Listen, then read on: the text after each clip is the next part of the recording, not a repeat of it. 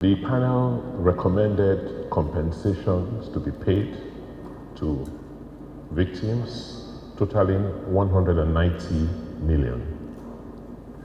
And the amount of judgment sums which were recommended to be enforced was 98 million. I have accepted that we will pay compensation for all of those who were victims. And we will not wait for anybody, not the federal government, who will do it. The panel also recommended the following. In the case of the police, that there should be regular promotions in the police when it is due. That the police authorities should enforce the welfare package, which will include working materials, uniform, boots, and batons. That there should be training and retraining of our police officers. That there should be an upward review of police salary. That government should recommend yearly mental evaluation on every police officer to determine their mental state of mind. That the police should be civil in dealing with the public. That arbitrary use of arms by erring police officers must be discouraged and sanctioned. That police officers should undergo quarterly tests for the use of hard drugs, including Indian hemp, cocaine, etc. And that the crude manner with which the police elicits information from suspects should be discouraged and, if possible, sanctioned. These were the recommendations as it regards to the police. You know that when it comes to police matters within the federal domain, but as a state, what we have done is to invest a lot of money in the police training facility in Ugida. If you go there now, you'll see the amount of work that has been done. The conference rooms, the classrooms, hostels, the obstacles, we have all funded from the state budget so that we can now begin to train and retrain our policemen. We haven't waited for the federal authorities. The Inspector General was kind enough to allow the state to intervene. And so that facility will also be used to train our vigilantes, because we will not allow anybody be on our streets with arms, engaging with citizens without being properly trained.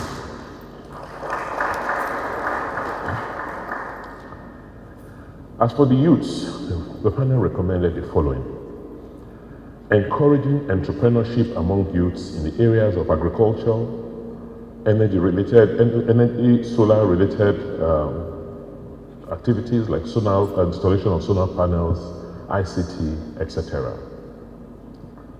Number 2, youth empowerment by way of interest-free or soft loans to encourage investments in and entrepreneurship. 3, encourage and enlighten youths to see the value of education, particularly the girl child education. 4, provide for annual state-sponsored scholarships to our youths to facilitate education. Encourage, mobilize, cooperate with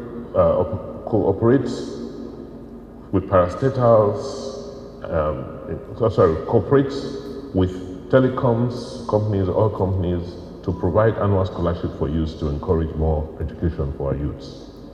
Government to build more recreation centers for youths. The government should encourage youths in active participation in sports, to increase the percentage of youth employment in ministries, departments, and agencies. Awareness campaign via the Ministry of Youth to educate and re-educate youth against involvement in social vices and youth restiveness.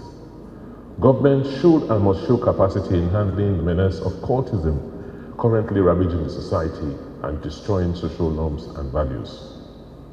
Government should enhance skill acquisition and capacity building centers and programs. Should ensure recruitment of local youths as ad hoc staff in state construction and projects. Ensure football academies for sports competition amongst youths to include police football clubs in the state. Government to ensure that security across the state is improved, to enable, so that it will create an enabling environment for SMEs and other businesses, especially during off hours. This should be in form of expanding, empowering local vigilante. Government should organize town hall meetings between community leaders and youths. So those were the 15 recommendations. We, as a government, continue to be very youth-centric. We continue to emphasize what affects the youths in our society, because we know that our greatest resource and asset are the young people in Edo State. And young people constitute almost 70% of our population. So we are focusing the bulk of our resources in addressing issues that pertain to youths. In the area of entrepreneurship, Edo Jobs or Edo Skill Agency has done so much. We continue to increase our database of opportunities for young people. But the challenge we're having is that as Edo Job expands its opportunities, we now find out that many of the people who are now taking advantage of the opportunity are not living in Edo. We're not getting, we're seeing more of the opportunities being taken by people from outside. So we put up an advert on our website. We begin to call their numbers, and we say, yeah, please, can you come for an interview tomorrow? Oh, I'm in Lagos, I'm in Port Harcourt. But this opportunity is for people who reside here. That is beginning to be part of the problems we're having. So part of the conversations is, how do we get the message that government is not a scam, that these opportunities really exist? There's one of these plantation, one of these agric companies wanted harvesters, people to come and harvest, and they were prepared to pay almost 100,000 naira a month. But you won't get young people from Edo State. They have to go to Akwa Ibom and places like that to bring people to come and work here in Edo. And I can go on and on and on to count opportunities. A lot of the young people, well, not a lot, some of the young people will say, unfortunately, still want to travel. They are not ready to, do the kind of, they're not ready to do jobs they consider menial, not really, forgetting that people have to start from the bottom upwards. We continue to emphasize youth empowerment. We set up a team, Data to Mega. They've gone around the state collecting data. So we have sufficient data on the small businesses. In Edo, for instance, I can tell you that about 16,100 small businesses we have enumerated, including women who are selling akara, or young people who are, operating small businesses. We have their data, we have their phones. So we're currently calling them as I speak, because in partnership with the Bank of Industry, we'll be able to get the first 2 billion to give people as loans, very low interest loans, to support and enhance their businesses.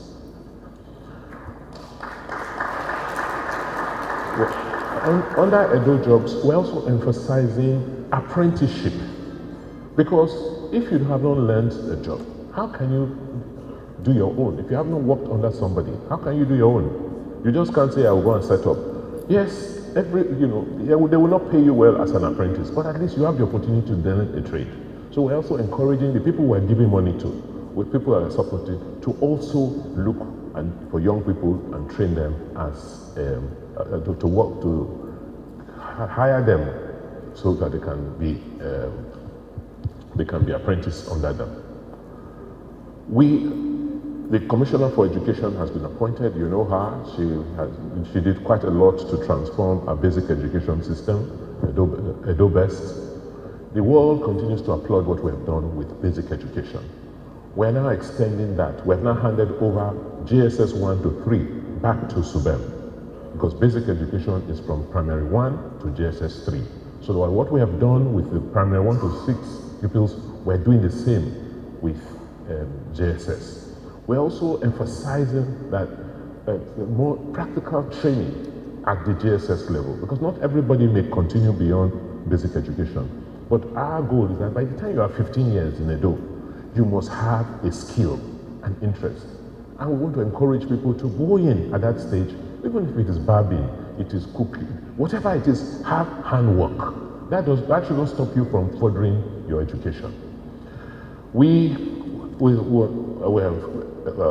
working out a scholarship scheme and a student loan arrangement, a low interest student loan arrangement, so that more people can have access to cheap money to go to school. In the area yesterday, some of you may have seen in the news, we have finished rebuilding a school of nursing and gotten accreditation because our emphasis is on human capacity. If you go to Goria here, we're building the first campus of the School of Agriculture. It's by December, it should be ready for us to start. We're doing the same, we're going to be doing the same in Urumi and Agenabode in Edono. The College of Education, we've completed the campus in Abudu. We're investing in Igwebe, and also we're rebuilding the one in Afuzi. This is all to make sure that we train a whole generation of teachers who can impact real practical education on our young people.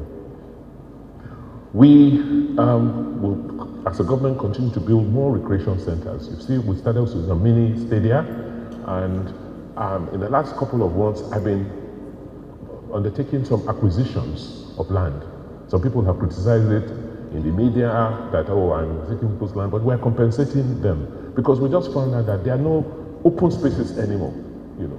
So we're looking for a way of acquiring places that are not developed, open spaces, so that we can build recreation centers, sports centers where people can go and express themselves. Through, you know what we have done with sports. The deputy governor is here. He was even awarded the governor, the sportsman of the year by the Sun newspapers last week. That says it all. We continue to invest in sports because we want Edo to be the #1 sporting state in Nigeria. We still have concerns and issues with cultism. It's a big problem. We are discussing with some bodies, some peace bodies. I was abroad recently, and I'm talking to some bodies to come and partner with us so that we can begin to address the root causes of cults and cult movements in Edo State. I've talked about skill acquisition. We have started our ICT program. I told you last year that one of the emphasis will be on ICT. In Ohoromi, we have the first set of first set of participants are graduating under a very intensive ICT program, which we are partnering with Decagon. For 3 million naira, which the state supports, each person is trained, and immediately before they complete their training, they already have jobs to program and write codes for companies from abroad. The first set just graduated. I think they're taking another set, and we're working with this same company to build a whole center in the Benin Technical College. The plans are ready, and they will break ground this year. I cannot spell everything we're doing for youths, but what you will notice from next month is that we have a very active website that will continue to interact with members of the public, where you can go and see everything that government is doing and the opportunities which government is creating for young people and citizens as a whole. That we should further decentralize skill acquisition centers. Every local government must now, we will now make sure that every local government skill acquisition center is upgraded and enhanced. This is the responsibility I'm going to be working on with the local government councils. They said we should establish large storage facilities for storing perishable goods, such as grains, for subsequent sale to members of the public at a cheaper rate. This will enable government achieve effective pricing policy. We have we've introduced an independent farmers initiative where we are going around villages, enumerating farmers, giving them seeds, giving them support, giving them fertilizer, and assuring them that we will buy whatever they produce so as to increase food supply in Edo State. That is working. This rainy season has been quite good, and we're quite happy with some of the results we're getting. They said skill acquisition should be made mandatory in every pupil school curriculum in Edo State. We have started that process with moving JSS and also begin to work on the curriculum for JSS. That there should be more awareness, jingles, electronic print, of the law prohibiting child labor and street hawking to curb the social menace and juvenile delinquencies. That we will do. I just left a session with the judges, a training session with the judges on the implementation of the VAP law, the law on violence against persons. As you know, we are very concerned about gender-based violence in Edo State, given the unfortunate circumstances of the brutal murder of Uwaila. So we are training our judges, we are strengthening the systems to make sure that we bring peace to the land and reduce the incidence of violence, particularly against women.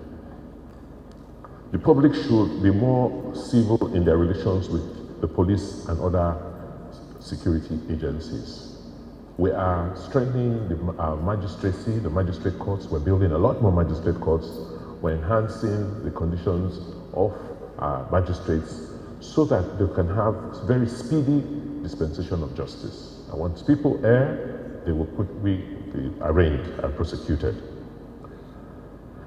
That the entire citizens should be enjoined to obey rules and regulations set up by the state. That the inability of successful judgment creditors to reap the fruits of their judgment against the police and other security agencies is a concern. Government should come out with a policy that empowers the Central Bank of Nigeria to pay judgment sum directly to judgment creditors where there is an appeal against such a judgment. Here again, we are talking to businesses, small businesses, whatever we can do as a government to ensure that people can enforce their contracts, people can get, they can enforce judgments, particularly against the creditors. We are going to support, and we're actually working on that. The panel also said that we should encourage the police to refer cases to alternative dispute resolution mechanisms and the multi-door courts, so that people don't have to wait a long time to get justice from our court systems. That we're doing. As you can see, we are investing in infrastructure for the judiciary, and also we're working to improve their conditions by building new houses, accommodation for judges. Police and other security agencies must wear their name tags and their uniforms at all times. There should be prompt release of exhibits once investigations have been concluded and upon the order of the court of competent jurisdictions. In conclusion, all security agencies must comply with the provisions of the administration of criminal justice law in Edo State. So, my distinguished ladies and gentlemen, these summaries will be published, will be put on our website for everybody to see. So I've come here this afternoon to say that as a government, we continue to listen to you, because you are the people who put us in power, not anybody else. God used you to bring us to power.